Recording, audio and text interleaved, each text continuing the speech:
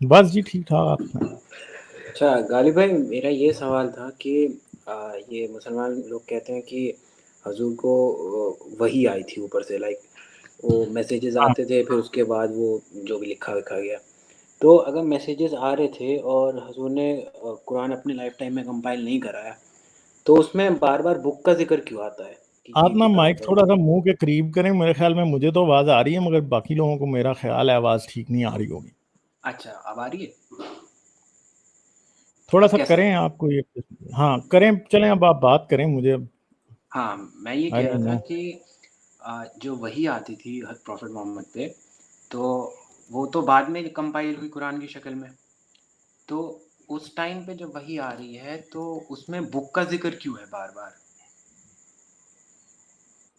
یہ سوال تو میں کئی دفعہ پہلے کرتا ہوں، وہ جو ہے نا ذالک الکتاب لا ریب فیہا، یہ خود ہی ایک حساب سے جی ایسے ہی جی. بات ہے جیسے چور کی داڑھی میں تنکا، ٹھیک ہے، یہ ایک کتاب ہے اور تم اس میں کوئی عیب نہیں پاؤ گے. یہ بات جو ہے مطلب سوچنے والی بات ہے کہ قرآن کتابی جو ہے وہ کتاب نہیں ہے اور بار بار انسسٹ کر رہا ہے کہ کتاب ہے. کیسے انسسٹ کر سکتا ہے؟ سوچنے والی بات ہے نا کہ کتاب تو تھی نہیں، یہ تو شاعری اترتی آ رہی تھی اس کے اوپر، ٹھیک ہے، یہاں وہ بناتا جا رہا تھا. ہوں میں یہ سمجھتا ہوں کہ یہ جو کتاب والی جتنی بھی آیتیں ہیں نا قرآن میں بعد میں ڈالی گئی ہیں، ہوں کیونکہ میں تو یہ نہیں مانتا ہوں کہ یہ قرآن جو ہے یہ محمد پہ نازل ہوا تھا اور واقعی محمد کی زندگی میں لکھا جا رہا تھا، یا تھوڑا بہت کو شاید لکھا بھی جا رہا ہو. یہ نہیں تھا. ابھی میں نے ٹام ہالینڈ کی کتاب ابھی پڑھی ہے، ان دا شیڈو آف دا سورڈ، اور پٹیشا کرون کی بھی ایک کتاب ہے جس کا نام ہے سلیوز آن اے ہارس. اچھا. اور اب دیکھیں ڈین گبسن کو تو بہت سے لوگ ڈسکریڈٹ کر دیتے ہیں نا ہوں کہ وہ جی آرکیولوجسٹ ہے تو وہ جی اس کے پاس ہسٹورین نہیں ہے، پھر وہ کرسچن ہے. چلیں وہ ساری باتیں ہم مان لیتے ہیں، مگر ٹام ہالینڈ جو ہے وہ ایک باقاعدہ اکیڈیمک کریڈینشل والا بندہ ہے، اور دنیا کے اس ٹائم مڈل ایسٹرن اور رومن ہسٹری کے اوپر بہت بڑے لوگوں میں اس کا نام آتا ہے. ٹام ہالینڈ یہ کہتا ہے کہ قرآن جب پہلے آنے لگا سامنے، تو جب مسلمان اس کی بات کرتے تھے تو مسلمان ایسے بات ہی نہیں کرتے تھے کہ قرآن میں یہ لکھا ہے. مسلمان ایسے بات کرتے تھے کہ سورہ بقرہ میں یہ لکھا ہے، سورہ نساء میں یہ لکھا ہے، اور یہ ساری علیحدہ علیحدہ کتابیں تھیں. ایون کہ کچھ نان مسلمز نے اس کے بارے میں لکھا ہے. جو اچھا. پیرلل ہسٹورینز تھے انہوں نے یہ بات لکھی ہے. اس کا مطلب ہے کہ اس ٹائم تک قرآن اکٹھا نہیں کیا گیا تھا. اگر واقعی عثمان نے قرآن اکٹھا کیا ہوتا تو پھر تو بڑا مسئلہ ہوتا نا. پھر تو بات سامنے، پھر تو انہوں نے نہیں کہنا تھا کہ یہ سورہ نساء میں یوں لکھا ہے تو جی سورہ نساء کی کتاب علیحدہ ہے تو سورہ بقرہ کی کتاب علیحدہ ہے تو فلاں کی علیحدہ ہے. یہ ایسے تو نہیں ہونا تھا نا. پھر وہ تو انہوں نے کہنا تھا کہ قرآن میں لکھا ہے. ہر ایک بندے نے یہ تو نہیں کہنا تھا کہ نساء میں یوں لکھا ہے تو یہ ہو گیا تو وہ ہو گیا. مطلب وہ باتیں اس طرح کرتے ہیں جیسے کہ ساری علیحدہ علیحدہ کتابیں ہیں، تو اس کا مطلب ہے کہ قرآن کمپائلڈ نہیں تھا اس ٹائم.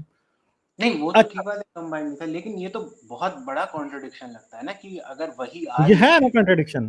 یہ تو پروون کانٹرڈکشن ہے. باقی میں تو آپ ادھر ادھر کا کہہ دیں گے ہاں کہ وہ بھی نہیں اس میں کا ابھی پروون کانٹیکسٹ والی اس کا بات کی وہ طرف ہے. بھی آ رہا ہوں نا. اچھا اچھا. دیکھیں اب ایک چیز ہے، اب حدیثیں ہیں اس بارے میں، اور اس بارے میں تاریخ میں بھی لکھا ہے کہ جب ابو بکر نے قرآن اکٹھا کرایا اور زید بن ثابت نے اکٹھا کیا تو انہوں نے کہا کہ اس کا نام کیا رکھا جائے. اب ہاں صحیح. تو انہوں نے کہا جی اس کا نام انجیل رکھ دیتے ہیں. تو کسی نے آگے سے کہا یار انجیل تو جو ہے نا مسیحیوں کی کتاب ہے تو یہ تو نہیں رکھنا.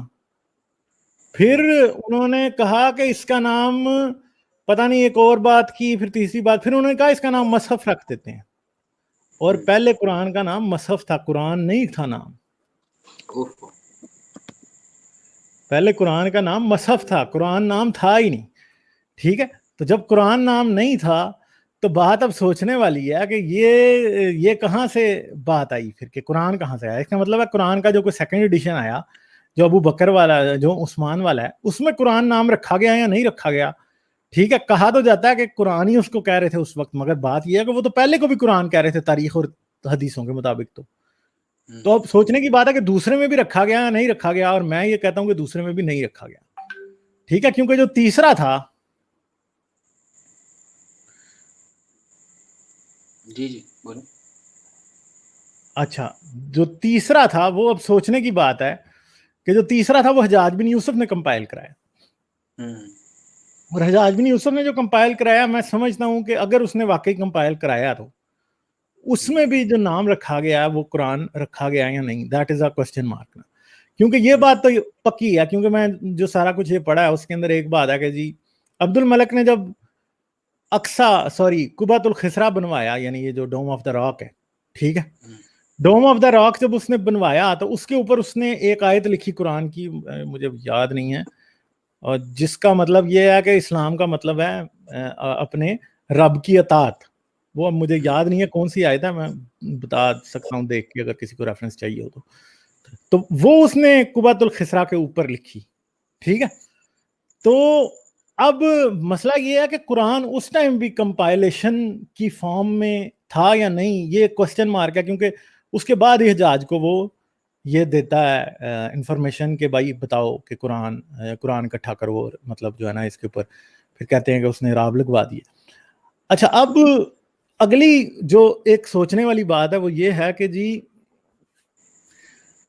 اسی وقت جو ہسٹورینز ہیں وہ یہ لکھ رہے ہیں کہ قرآن جو ہے وہ اکٹھا نہیں تھا، ٹھیک ہے، قرآن جو تھا وہ مختلف کتابوں کی شکل میں تھا، ٹھیک ہے. اور جب اس نے یہاں پہ بنایا یہ اپنا کعبہ بھی اس نے بعد میں بنوایا، ولید نے بنوایا تھا میرے خیال میں. تو اس ٹائم تک ایسا لگتا کہ قرآن ابھی کمپائل نہیں ہوا تھا اور قرآن کسی پلاسٹک سی فارم میں ایگزسٹ کرتا تھا. اور پھر حدیثوں کی اگر بات کی جائے تو حدیثیں تو کہاں 270 سال بعد جا کے کمپائل ہوتی ہوئی نظر آتی ہیں اور کمپلیٹ ہوتی ہوئی ہمیں نظر آتی ہیں.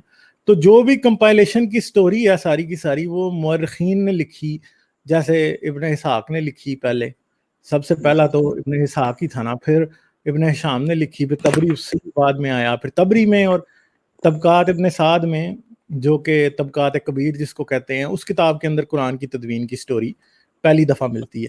تو اب وہ تو کہتا ہے کہ پہلا ابو بکر نے کرایا، پھر عثمان نے کرایا، حجاج کے عراب لگانے کی بات ہے. مگر اب جو سنا سے مینوسکرپٹ ملے ہیں ان میں یہ بات نظر آتی ہے کہ وہ ایک تو نہ رسول کے وقت کے ہیں، نہ وہ عثمان کے وقت کے ہیں، اور نہ ہی وہ حجاج کے وقت کے ہیں، وہ اس سے بھی بعد کے ہیں. اور برمنگم والا قرآن نکال دیں کیونکہ اس کی ڈیٹنگ کا کوئی پرابلم لگتا ہے کہ اس کا کوئی پرابلم ہے. یہ دنیا میں اولڈسٹ قرآن کے پہلے کی نکل آئی ہے، ہاں وہ پہلے کی نکل آئی ہے، وہ شاید کوئی اور پرابلم ہے اس کا. تو یہ لگتا ہے کہ جو سنا کے قرآن ہیں وہ سب سے پرانے ہیں، اور سنا کا قرآن جو ہے آپ کو چینج ہوتا ہوا نظر آ رہا ہے. اب سنا کے بارے میں دوسری بات ہے، ایک اور بات ہے جو بڑی عجیب بات ہے جو مجھے بھی ابھی سٹرائک کی ہے. اب سورہ ایک شہر تھا جو کہ جوئش اسکالرشپ کا سینٹر تھا،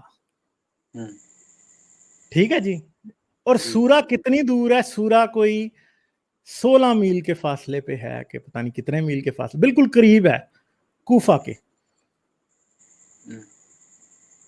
تو ٹام ہالینڈ کے مطابق، ٹام ہالینڈ یہ کہتا ہے کہ جب اسلام اس ایریا کا ڈومیننٹ ریلیجن بن گیا تو کچھ یہودی، اور جو سورہ کے یہودی تھے وہ کیا لکھنے کے میں مصروف تھے اسلام کے آنے سے پہلے؟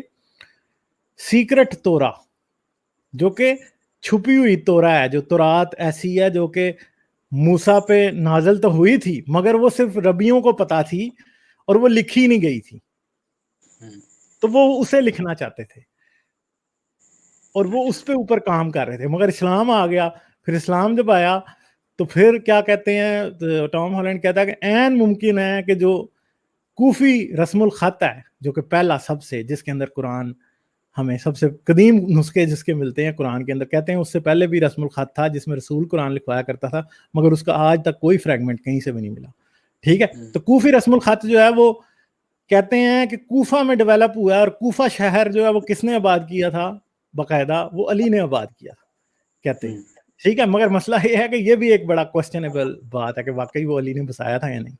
اب کہتے ہیں کہ کوفہ میں اسلام کی، قرآن کی یا ہسٹری کی اسکالرشپ اس لیے ڈیولپ ہوئی سب سے پہلی کہ سورہ سے کچھ یہودی اسکالرز جو نکلے وہ مسلمان ہوئے اور انہوں نے اسلام کا پہلا تھیولوجیکل سکول کوفہ کے اندر قائم کیا، اور وہی تھے جنہوں نے قرآن پہلی بار لکھا. شاید اس سے پہلے کوئی اورل ٹریڈیشن چلا آ رہا تھا, وہ کیسا تھا یا کیسا نہیں تھا, اس کے بارے میں بہت سے کوسچن مارک ہیں. اب دیکھیں جو سب سے پہلا محدث تھا اس کا نام تھا مبارک, عبد المبارک.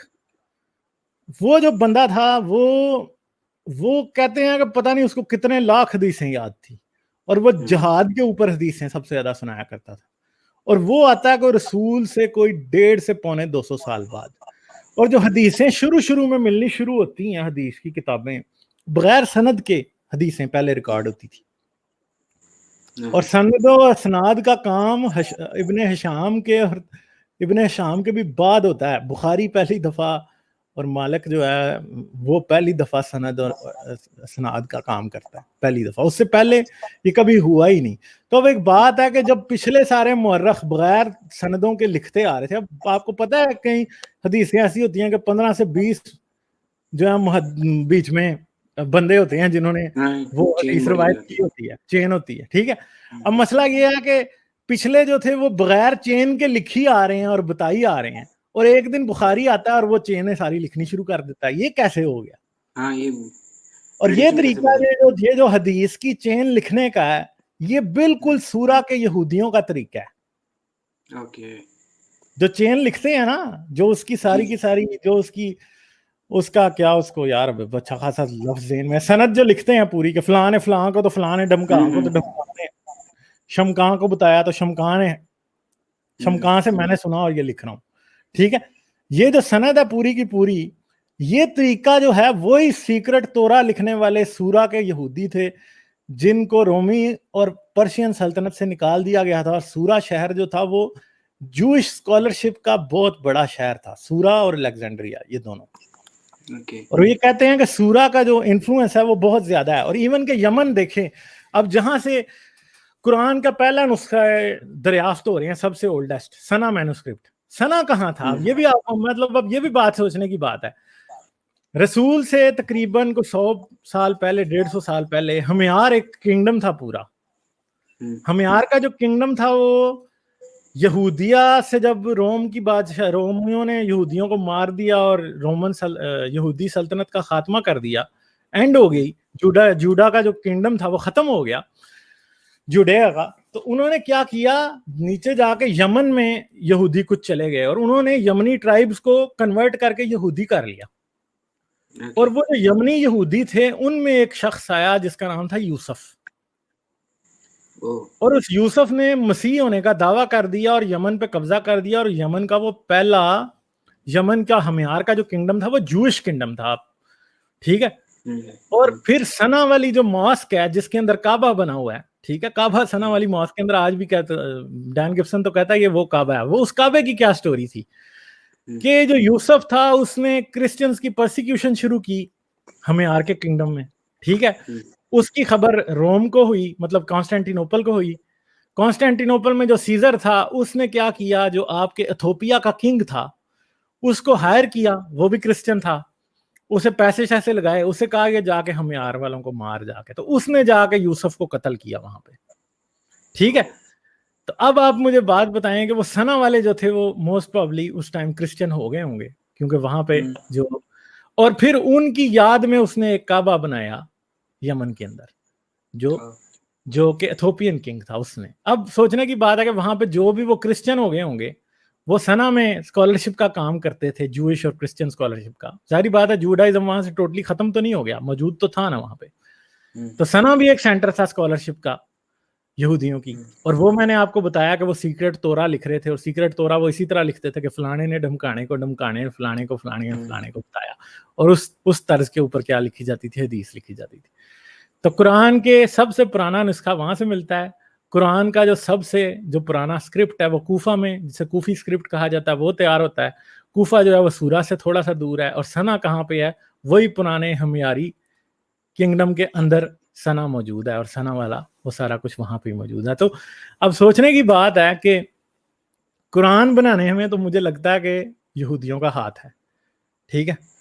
اور پھر اب ایک اور بھی بات ہے نا, اب یہ ایک تو یہ اس نظر سے دیکھتے ہیں, دوسری نظر یہ ہے کہ اب اسلام کے اندر قرآن کے اندر جو ہے وہ رجم کی آیت نہیں ہے, ہاں مگر حدیثوں سے اور شرع سے ثابت ہے کہ رجم ہوتا تھا. تو رجم کیوں ہوتا تھا؟ پھر جو رجم والی حدیث ہے کہ ایک یہودی اور یہودیہ کو لایا گیا, ان کو مارا گیا, تو جی ایک مارنے لگے, تو جی ایک یہودی جو تھا اس نے رجم والی آیت پہ ہاتھ رکھ لیا. اب مسئلہ یہ ہے کہ قرآن میں رجم کی آیت نہیں ہے, اور تورات سے وہ ثابت کر رہا ہے کہ رجم کی آیت ہے تھی. تو ایسے لگ رہا ہے کہ جیسے کوئی یہودی جو ہے نا وہ بتا رہا ہے کسی کو کہ یار تورات میں یہودیت کی رجم کی آیت ہے, اس لیے یہ جو ہم نے نیا ریلیجن بنایا اس میں بھی ہم نے اس کو رکھنا ہے. ٹھیک ہے, تو پھر پرشینز کی باتیں, وہ میں نے المبارک کی بات کی, وہ خراسان کا تھا. اب کہاں ایران میں خراسان اور کہاں عرب, اور وہ حدیثوں کا پہلا ٹیچر وہ بن رہا تھا جو کہ اس نے حدیثیں بتانی لوگوں کو شروع کی, اور وہ جہاد پہ حدیثیں بتاتا تھا ساری. اور جب وہ جہاد کرتا تھا تو بڑی باروب آواز سے قتال کے دوران تلوار چلاتے ہوئے وہ حدیثیں پڑھتا تھا, المبارک جو تھا. ٹھیک ہے جی. اور پھر اس سے آگے یہ چلتی ہیں باتیں, اور پہلی حدیثیں میں نے جو بتایا آپ کو اکٹھی کرنی شروع کرتے ہیں, تو ان میں سند کوئی نہیں لکھتا, بعد والے ہمیں سند لکھتے ہیں. ٹھیک ہے, بعد والے آ کے سند لکھنی شروع کرتے ہیں جو پہلے والوں نے بتائی ہی نہیں. تو مجھے بتائیں کہ بعد والوں کو سندیں کہاں سے پتہ تھی. تو یہ بات یہ ہے کہ یہ اصل میں قرآن اور اسلام بنا کے اس کی تاریخ پھر عباسیوں نے انوینٹ کرائی ساری کی ساری. عباسیوں نے تاریخیں اور حدیثیں اس لیے لکھوائی کہ وہ امویوں کے خلاف چلنا چاہتے تھے. اموی قرآن بنوا گئے تھے, اور موسٹ پرابلی قرآن جو ہے وہ جو سورہ کے اور ثنا کے جو یہودی اسکالرس تھے ان سے ہی پہلی دفعہ کوفی اسکرپٹ میں لکھوایا گیا. شاید کوفہ میں سب سے پہلے لکھا گیا, اور ریمننٹ جو پہلا ہے وہ ہمیں ثنا میں ملتا ہے. تو یہ باتیں تو ہیں, کیونکہ مسئلہ یہ ہے کہ اسلام کی جو تاریخ ہے وہ ایک بلیک ہول ہے. جتنی بھی ہسٹری انہوں نے لکھی ہے دیٹ از ٹوٹلی انریلائبل, وہ اس پہ ریلائی کیا ہی نہیں جا سکتا, کیونکہ اٹس کافی ٹوٹلی کانٹرڈکٹری ہے. کافی کانٹرڈکٹری نہیں ہے, ساری ٹوٹلی فیبریکیٹڈ ہے. اب دیکھیں ایک اور بات ہے, اب یہ کہتے ہیں مختار سقفی کی بات کرتے ہیں, یہ کہتے ہیں مختار سقفی جو تھا وہ حسین کا اور زبیر سے, اب تاریخ طبری میں نے خود پڑھا کہ مختار سقفی اور زبیر جب ملتے ہیں تو ایک دوسرے کے بڑے گلے ملتے ہیں, ایک دوسرے کی بڑی تعریفیں کرتے ہیں اور اللہ رسول کی باتیں کرتے ہیں.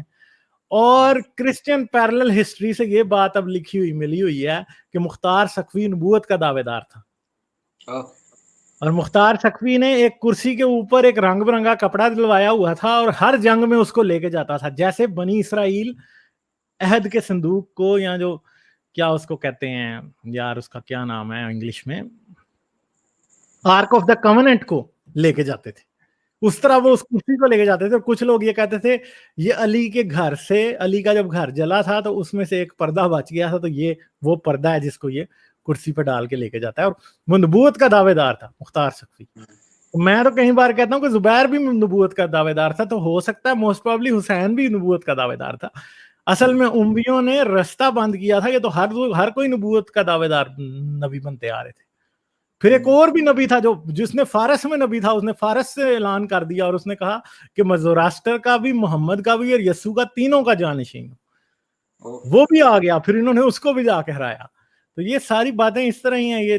یہ بڑی شروع کی جو ہسٹری ہے وہ بڑی عجیب ہے. یہ اسلام کا جو مذہب ہے نا, سب سے پہلے محمد کا نام لیا زبیر نے کر لیا تھا خلافت پہ قبضہ. ٹھیک ہے, زبیر تھا مدینے میں خلیفہ, اور دمشق میں خلیفہ تھا کیا اس کا نام ہے, عبد الملک.